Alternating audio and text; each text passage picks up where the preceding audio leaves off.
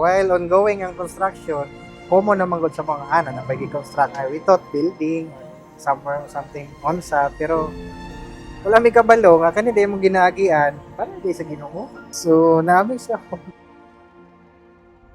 Siyempre na lipay kay ko nga naabot ko karong adlaw, na experience nako sa ako ang first time nga pagsulod gayud diri sa maong yung tawag og temple.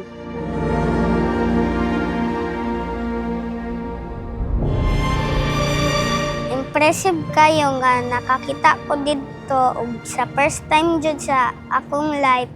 When I enter inside the temple, na-feel gid nako ang holiness, na-feel nako ang presence ni Lord. And I don't see Jesus Christ, I don't see Him, but when I enter it, na-feel nako yung present, and that's how I realized na ingana da yung faith. It's something that you can't see, but you can really feel it.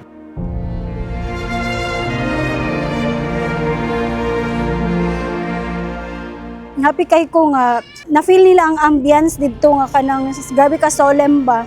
Paggawas na ko nakahilak ko kay tungod happy jud kaayo ko nga nakasulod sila. moving forward sa pag-visit na ko diri, I hope i-touch ni Heavenly Father ang ako ang heart to be accept this church. Kaya gusto na ko dili lang sa kanang pag-udyok ang pagsulod na ko true by heart.